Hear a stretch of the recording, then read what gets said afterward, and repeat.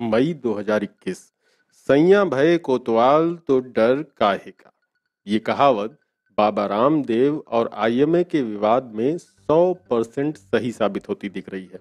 जब कानून की कोई परवाह न करते हुए बाबा रामदेव ये कह देते हैं कि उन्हें तो उनका यानी कि आईएमए का बाप भी नहीं गिरफ्तार करा सकता, इसके बाद आईएमए के राष्ट्रीय अध्यक्ष डॉक्टर जे जयालाल का ये बयान कि हमारा एसोसिएशन यानी कि आईएमए रामदेव के खिलाफ नहीं है, योग गुरु आधुनिक चिकित्सा पद्धति के खिलाफ अपना कमेंट वापस लेंगे तो हम भी अपनी कंप्लेंट वापस ले लेंगे। डॉक्टर जयालाल ने कहा कि वो योग गुरु बाबा रामदेव के खिलाफ नहीं है, उनके बयान कोविड-19 के टीकाकरण के खिलाफ हैं। उन्होंने कहा कि उनको लगता है कि रामदेव के बयान लोगों को भ्रमित कर सकते हैं, विचलित कर सकते हैं, और उन्होंने कहा कि ये उनकी बड़ी चिंता है क्योंकि रामदेव के अनुयायियों की संख्या बहुत अधिक है। आईएमए अध्यक्ष के इस बयान से लगता है कि वो अब किसी दबाव में हैं। उन्हें भी अब बाबा की ताकत का एहसास हो गया है। उनको भी अब बाबा का डर सताने लगा है, जैसे कि मीडिया वालों को सताता है। दरअसल ये विवाद तब उपजा जब कोरोना की सफल दवा बना लेने का दावा करने वाले बाबा रामदेव ने कोरोनिल दवा के लॉन्च के अवसर पर एलोपैथिक चिकित्सा को स्टूपिड और दिवालिया कहा।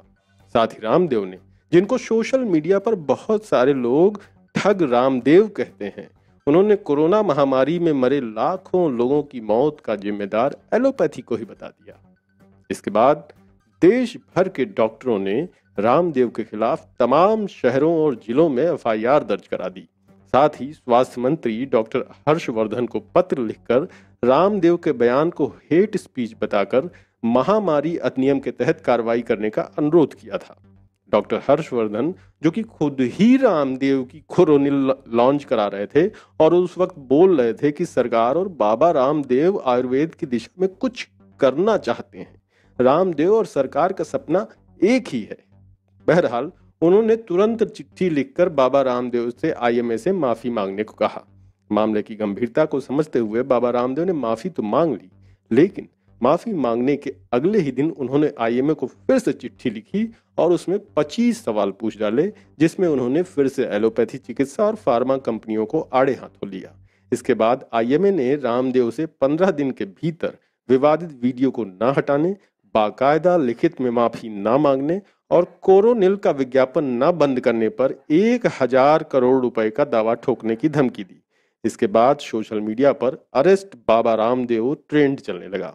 इस पर गुस्साए बाबा रामदेव ने हंसकर कहा कि उन्हें तो उनका बाप भी गिरफ्तार नहीं करा सकता। बाबा के इस दंभ भरे बयान पर टीएमसी सांसद महुआ मोइत्रा ने कहा कि सच कहा आपने रामदेव यादव, आपके भाई और बाप तो अपोजिशन को अरेस्ट करने में लगे हैं। इस गर्मा गर्म मामले में आईएमए की तरफ से आए नरम मोड़ ने यह साबित कर दिया है कि बाबा का कोई तोड़ नहीं। इससे यह अंदाजा लगाया जा सकता है कि बाबा की पहुंच बहुत ऊंची है, हाथ बहुत लंबे हैं, शायद कानून से भी। तभी तो उन्होंने कहा कि मुझे तो उनका बाप भी गिरफ्तार नहीं करा सकता।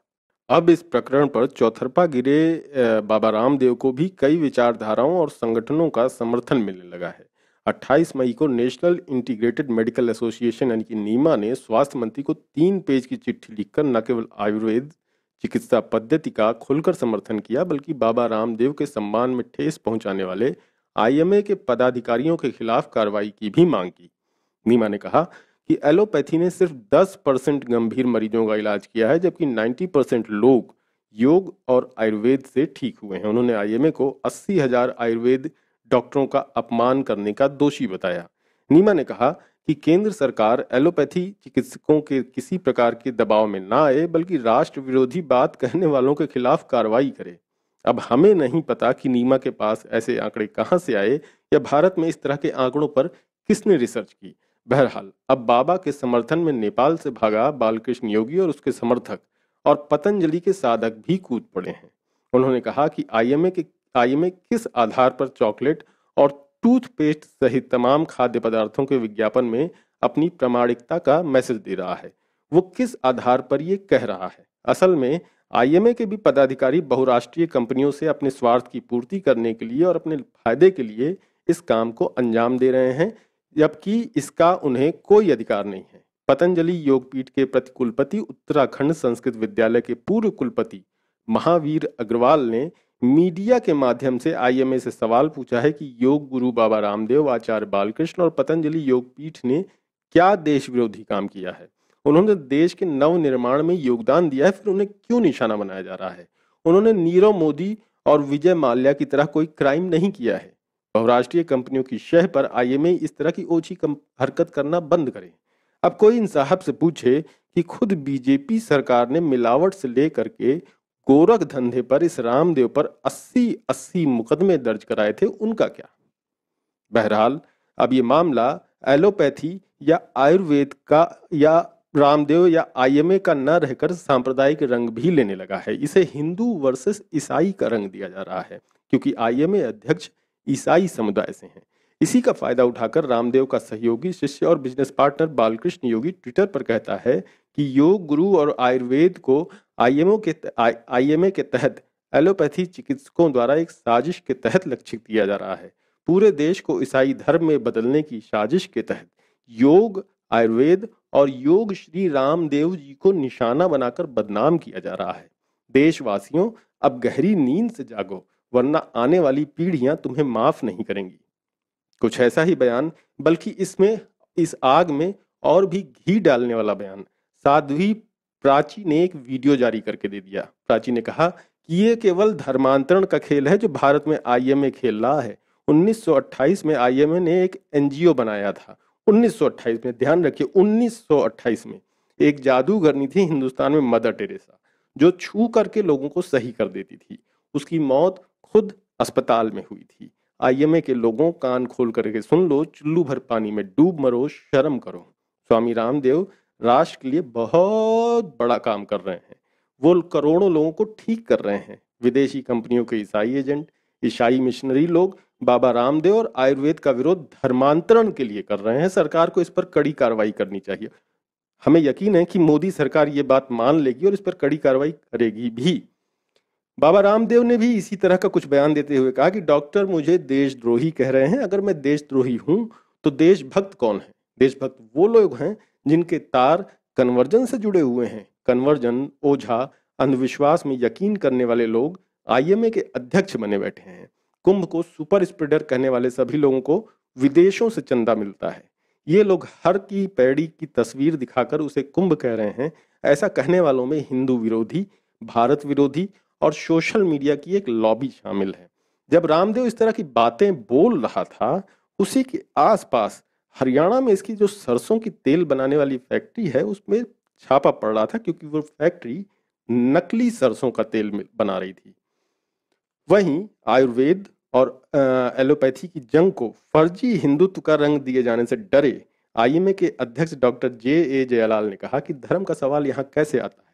ये विशुद्ध रूप से भटकाव की रणनीति है, इससे ज्यादा कुछ नहीं। मैंने अपने पूरे जीवन भर लोगों की किसी भी आधार पर भेदभाव किए बिना सेवा की और मैं उनकी सेवा करना जारी रखूंगा। दरअसल सांप सीढ़ी के खेल की तरह इस युद्ध में दोनों ओर के खिलाड़ी खुद को सांप के मुंह से बचाने और सत्ता की सीढ़ी पकड़े रहने में ही अपनी भलाई समझ रहे हैं। लामबंदी जबरदस्त हो चुकी है। आयुर्वेद और एलोपैथ के इस विवाद ने अब धर्म युद्ध का रंग ले लिया है। जिस तरह एनआरसी और किसानों के मुद्दे को सांप्रदायिकता का रंग देने की कोशिश की गई थी, वो रंग अब यहाँ भी नजर आने लगा है। बाबा ने तगड़ी लामबंदी कर ली है, लंगोट कस लिया है, उनका पाला बहुत मजबूत है। वो भगवा रंग में रंगे हैं। मोहन भागवत, मोदी, अमित शाह को योग कराते हैं, तो इस वक्त उनसे बड़ा रंगबाज और कोई नहीं, ये लगभग साबित हो चुका है। उन्होंने ही 2013 में ही कहा था कि नरेंद्र मोदी की सरकार बनते ही रिमोट उनके हाथ में होगा। शायद ऐसा ही है, तभी तो मोदी सरकार के 4 साल पूरे होने पर अमित शाह ने कहा था कि रामदेव ने हमारा समर्थन किया है, अब हम उन्हें अपना हिसाब देने आए हैं। हमें उम्मीद है कि 2019 में भी वो हमारा समर्थन करेंगे। अगले लोकसभा 2024 में होने हैं, तो जाहिर है कि मोदी सरकार को 2024 में भी बाबा से बड़ी उम्मीद होगी। जिस बाबा के सामने सरकार सिर के बल पे खड़ी हो, भला उसका सर कौन नीचा करा सकता है, बाल बांका कौन कर सकता है। शायद आईएमए के पदाधिकारियों को भी ये बात अब समझ में आने लगी है। उन्हें वही पुरानी कहावत याद आने लगी है कि जहाँ रामदेव के सैया हैं कोतवाल, तो उनको डर काहे का।